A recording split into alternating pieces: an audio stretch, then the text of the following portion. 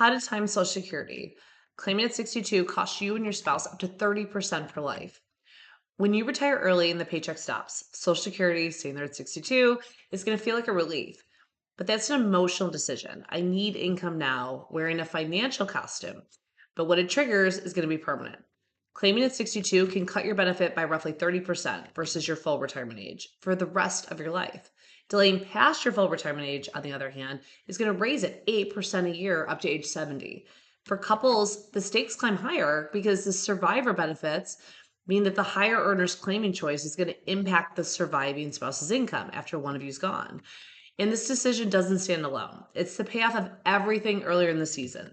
The bridge you built, funded by the penalty free access strategies, exists partly to buy you the option to delay Social Security so the benefit can grow.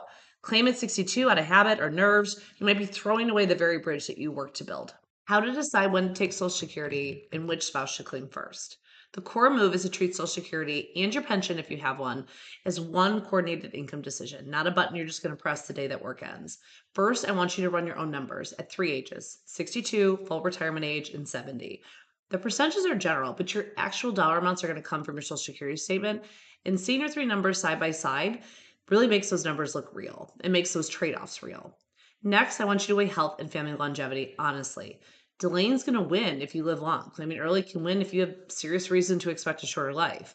This is a genuinely personal input, not a formula. Next is to coordinate as a couple. Spousal and survivor benefits, the age gap between you, and which of you is the higher earner. All are going to interact. As a rule, the high earner delaying tends to protect the surviving spouse the most because the survivor keeps the larger of the two benefits. Inside your pension payouts, the exact same way. Single life versus joint survivor is the same kind of permanent trade off: more income now versus protecting your spouse for life. And you should check whether the pension has any sort of cost of living adjustment because over 30 to 40-year retirement, a flat pension quietly loses enormous buying power to inflation. Finally, I want you to use your bridge to fund the delay in claiming benefits, taxable accounts, cash, Roth, part time income, but only as long as doing it doesn't damage the rest of the plan. Because this involves three claiming ages, two spouses, survivor math, and a pension election possibly, all permanent, it's the definition of a decision worth modeling carefully rather than feeling your way through it. The tool is going to lay it all out.